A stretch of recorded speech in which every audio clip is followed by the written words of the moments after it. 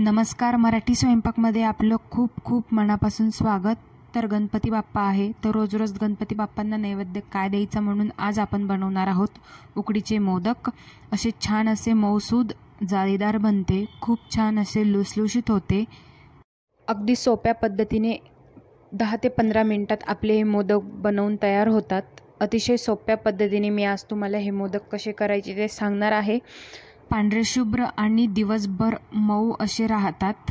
तर चला तर अचूक पद्धतीने आपण मोदक कसे करायचे ते बघूया. तर सर्वात आधी आपण मोदकाचे सारण तयार करून घेऊया. तर या ठिकाणी मी कढईमध्ये 2 चमचे साजूक तूप घातले. त्याच्यामध्ये 1 चमचा आपल्याला खसखस घालायची. ती छान परतून घेतल्यानंतर आपल्याला ओल्या नारळाचा 1.5 कप चव घालायचा. तोही छान आपल्याला सुका सुका होईपर्यंत परतून घ्यायचा आहे. छान असा सुका सुका झाला पाहिजे, त्याचे तेल असे बाहेर आले पाहिजे. त्यानंतर आपल्याला 1.5 कप ओल्या नारळाच्या चवसाठी मी या ठिकाणी 1 कप गूळ घेतलेला आहे. तुम्हाला थोडे गोड नसेल जास्ती हवे तर तुम्ही थोडा कमी घातला तरी चालेल. आता गूळ वितळेपर्यंत आपल्याला हे चांगलं असे मिक्स करत राहायचे. तर या ठिकाणी आपले सारणाचे गूळ वितळलेला आहे. त्यानंतर गॅस बंद करून आपण यात ड्रायफ्रूट घालाया. आता या ठिकाणी मी घालते थोडी वेलची पूड. वेलची पूडमुळे चव खूप छान उतरते. त्यानंतर थोडे बदामाचे काप घातल्यानंतर मी या ठिकाणी थोडे जायफळ घेणार. गूळ आहे म्हणून मी थोडे जायफळ घेते, कारण की जायफळमुळे खूप छान असा वास येतो.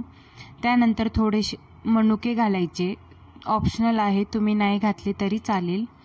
तर या ठिकाणी आपले सारण बनवून तयार झालेले आहे. आता यानंतर आपण मोदकाची पारी कशी तयार करायची ते बघूया. तर मी घेतले अर्धा कप पाणी.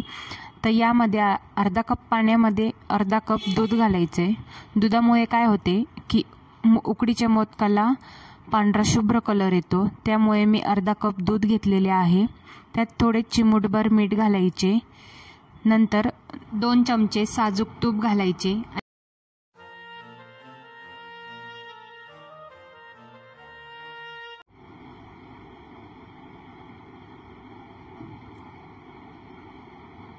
आणि अशा पद्धतीने आपण छान हे मिक्स करून घ्यायचे.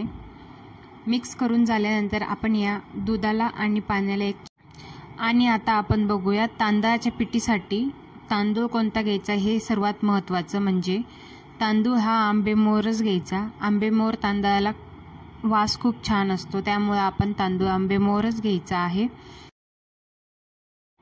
उकळी आलेली आहे. आता आपण 1 कप तांदळाची पिठी घालायची आणि ही प्रोसेस खूप फास्ट करायची असते, म्हणून एकदम पटापटा हलवायचं आहे, जेणेकरून आपल्या पिठाची तांदळाच्या पिठाची ही गुटी झाली नाही पाहिजे. अशा पद्धतीने एकदम फास्ट ही क्रिया करायची असते. आता मी हे छान असे मळून घेणार. याची गुटळी ही पूर्णपणे निघून गेलेली आहे. तर आता आपण एक 5 ते 10 मिनटं आपण हे बारीक गॅसवर असेच ठेवून झाकण ठेवून असेच 10 मिनटं आपण ठेवून देऊया.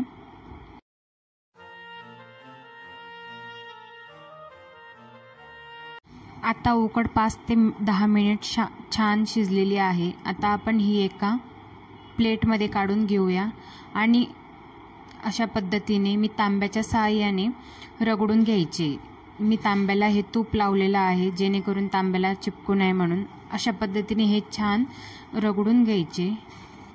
हे पूर्णपणे मोकळे करायचे आणि ही प्रोसेस खूप गरमच करायची असते. गरम असतानाच आपल्याला ही उकड अशी मळून घ्यायची. थोडी गरमच असली पाहिजे, गार होऊ द्यायची नाही. तर अशा पद्धतीने या साईजचे मी गोळे तयार करून घेते. तर या ठिकाणी मी सर्व गोळे तयार करून घेतलेले आहे. तर उकडीच्या मोदकाची पारी कशी तयार करायची ते बघूया. तर या ठिकाणी मी अशाच पद्धतीने बोटाच्या सहाय्याने ही उकडीची मोदकाची पारी तयार करते. अशी ही पातळ करायची, जाड करायची नाही आपल्याला. तर अशी तुम्ही बघू शकता की बोटाने किती छान अशी दाबल्या जाते, प्रेस होते. तर अशा पद्धतीने आपल्याला ही पातळ पारी करून घ्यायची आहे. जशी वाटी तयार करतो आपण तशा पद्धतीने आपल्याला ही मोदकाची पारी तयार करायची आहे. जास्ती जाडही नको, जाड असली तर आपले मोदक कच्चे राहू शकतात, म्हणून आपल्याला ही पातळ करायची आहे. हवी तर तुम्ही लाटून घेतली तरी चालेल. अशाच पद्धतीने आपल्याला ही पारी पूर्णपणे पातळ करून घ्यायची आहे। आपली उकड खूप छान बसली म्हणून आपली पारी खूप छान मऊ आणि पातळ होते लवकरच। अशाच पद्धतीने तुम्ही करून घ्या। जर ही पारी तुमच्या हाताला चिपकू लागली तर तुम्ही तांदळाचं पीठ किंवा तुपाचा हातही लावू शकता। तर अशा पद्धतीने मी एक कळ्या पाडून घेणार। अशाच पद्धतीने आपल्याला सर्वीकडून कळ्या पाडून घ्यायच्या आहे।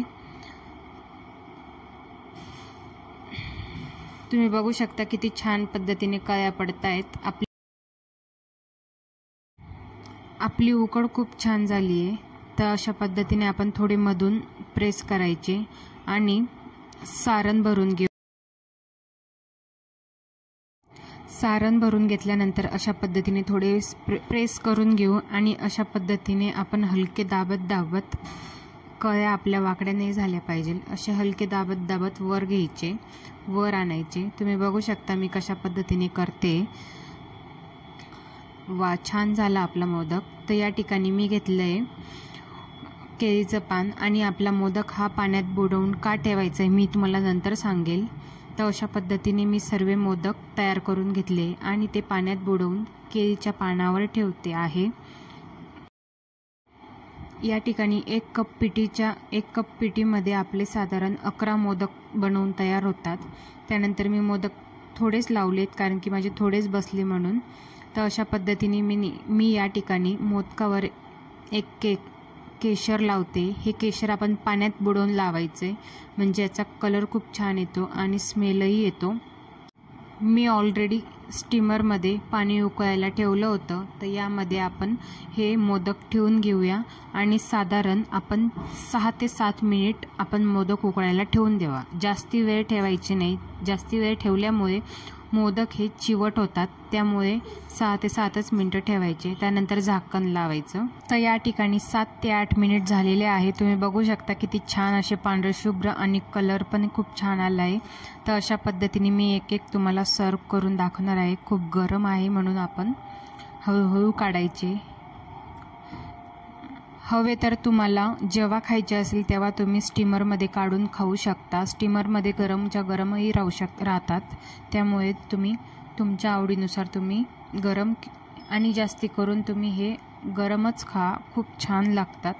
एकदा नक्की ट्राय करा। आता मी तुम्हाला एक फोडून दाखवते। तर खूप छान असे लुसलुशीत झालेले आहे। तुम्ही बघू शकता किती छान इझिली फोडले गेले आहेत। वाव, खूप छान सारणही छान झालेलं आहे।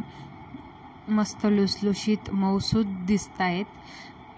तर आपण बघूया त्या 5 कोणत्या चुका टाळायच्या। तर सर्वात पहिली चूक म्हणजे तांदळाची पिठी ही आंबामोहोर तांदळाचीच घ्यायची आहे। त्यानंतर दुसरी चूक म्हणजे अर्धा कप पाणी आणि अर्धा कप दूध घेतल्यामुळे उकडीच्या मोदकाला छान मऊसूद होते आणि पांढरशुभ्र कलर येतो। त्यामुळे दूध घालावे। आता तिसरी गोष्ट म्हणजे जेव्हा आपण उकड काढतो तेव्हा ती छान मळून घ्यायची। जर नाही मळली तर उकडीचे मोदकाचे तडे पडतात। आता चौथी गोष्ट म्हणजे की उकडीचे मोदकाच्या ज्या कळ्या असतात त्या एकाच डायरेक्शनने फिरवायच्या म्हणून मोदक छान कळीदार होतात, नाहीतर ते सुटत जातात।